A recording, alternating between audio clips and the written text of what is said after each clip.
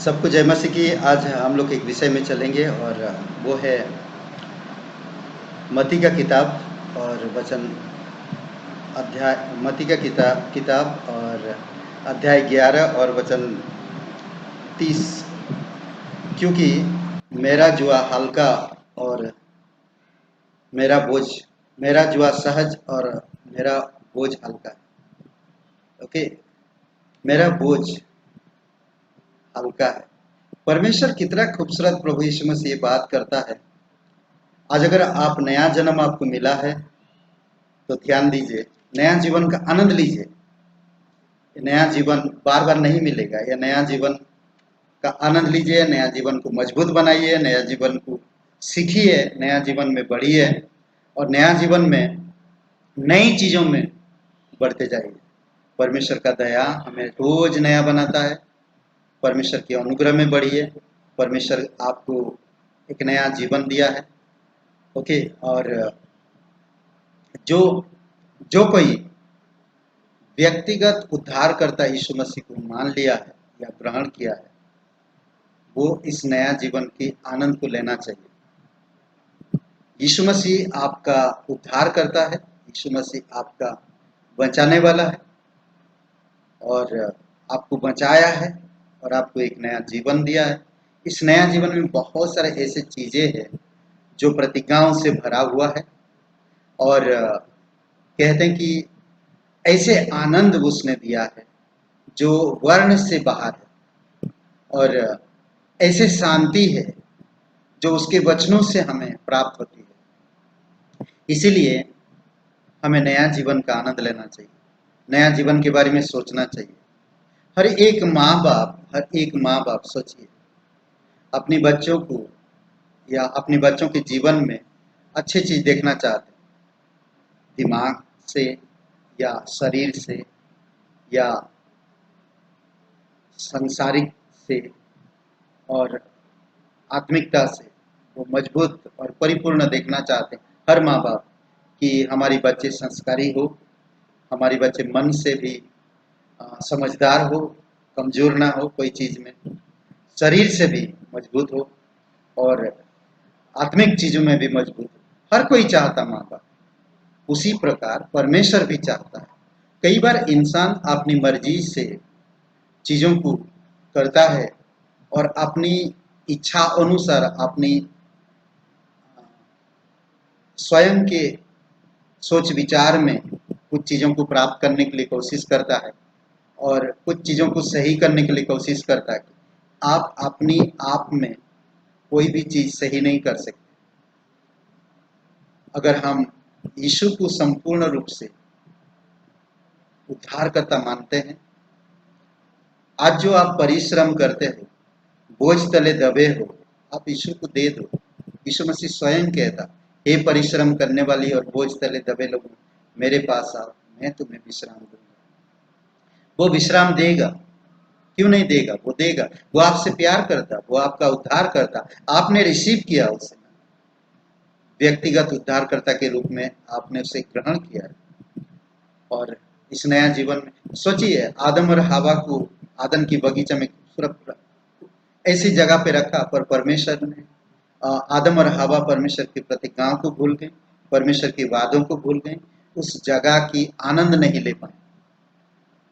इसीलिए वो लोग खुद उत्पत्ति का 3:7 में कहता कि वो पाते तोड़ तोड़ के अपने नंगेपन को ढांक रहे थे। आज भी बहुत से ऐसे इंसान हैं, नया जन्म प्राप्त करने के बावजूद भी बोझ तले दबे हैं, अपनी मर्जी से चल रहे हैं, अपनी मर्जी से कुछ चीज़ों को सही करने के लिए कोशिश कर रहे हैं, परंतु उनकी कोशिश असफल हो जाता है।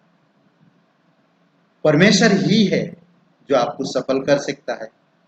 आपकी सारी बोझ यीशु पर डालो, उसका उसका बोझ हल्का है, उसका जुआ सहज है। इसीलिए बहुत इंपॉर्टेंट है कि आपको मुझे समझना, बहुत जरूरी है आपको मुझे जानना।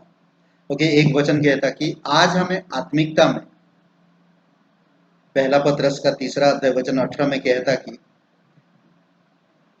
परमेश्वर भी ऐसे इच्छा रखता जो नया जन्म में है कि वो अनुग्रह में बढ़े। परमेश्वर में बढ़े, परेशानियों में नहीं, तकलीफों में नहीं, बल्कि परमेश्वर के आनंद में बढ़े, परमेश्वर की सच्चाई में बढ़े, परमेश्वर के अनुग्रह में बढ़े। जब हम परमेश्वर के अनुग्रह में बढ़ते हैं तो हमारी डर, हमारी परेशानी समाप्त होते जाता है। इजराइल लोगों से बहुत प्यार करता परमेश्वर, और वो स्पेशल लोग थे, उनके परमेश्वर के स्पेशल लोग थे, खास लोग थे। इजराइल लोगों से बहुत कुछ आशा था परमेश्वर का, परंतु इजराइल लोग परमेश्वर पे विमुख हैं।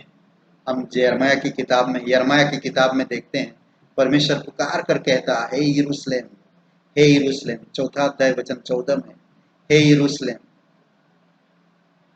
अपनी अधर्म को, अपनी बुराई को धो लो और तब तुम उद्धार पाओगे। कब तक तुम व्यर्थ कल्पनाओं में रहोगे? आज मौका है, आप प्रभु के पास आ जाओ। आज मौका है, अपनी बोझ यीशु को दे दो। यीशु की सच्चाई के जुए के नीचे अपने आप को रखो। पवित्र आत्मा के द्वारा अगुवाई करने के लिए मदद मांगो। प्रभु यीशु मसीह प्यार करता है, वो आपका उद्धार करता है, वो बुला रहा है, आओ मेरे जुआ के नीचे आओ, क्योंकि मेरा जुआ हल सहज है, इजी है। उसकी व्यवस्था के नीचे आना चाहिए, उसकी वचनों के नीचे आना चाहिए, उसकी वचनों के आधार पर हमारे जीवन को रखना चाहिए।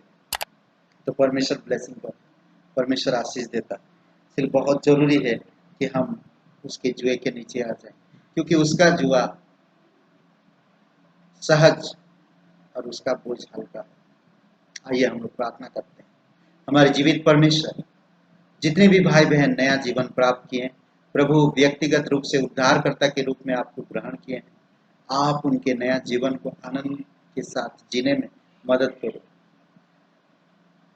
नया जीवन में नया चीजों की खोज में रहे। पिता, आपकी दया में, आपकी प्रेम में, आपकी सच्चाई में, आपकी धार्मिकता में, आपकी अनुग्रह में बढ़ सके। प्रभु आप मदद करें। धन्यवाद देते, तेरी स्तुति महिमा करते। धन्यवाद इस दिन को तेरे चरणों पर रखते हैं।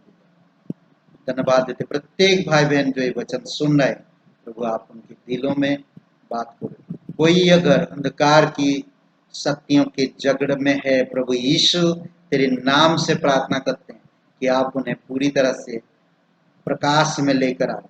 कोई अगर बीमार में है, प्रभु यीशु आप उनको स्पर्श करो, उनकी शरीर को हाड़ मांस लहू से उन्हें शक्ति दीजिए। कोई अगर पैसों की कमी घटी या नौकरी, प्रभु यीशु आप उन्हें आशीषित करो और घटी कमी को दूर करो। कोई अगर कोर्ट केस में, कोई जमीन का, प्रभु प्रार्थना करते हैं कि आप दया करो पिता, और आप सही न्याय करने में आप उनको मदद करो पिता। धन्यवाद देते हैं, आपकी स्तुति महिमा करते हैं। इस प्रार्थना को हम तेरे चरणों पर रखते हैं। धन्यवाद देते, यकीन करते तो हमारी प्रार्थना सुन। यीशु नासरी के नाम से मांगते, आमीन आमीन। सबको जय मसीह की।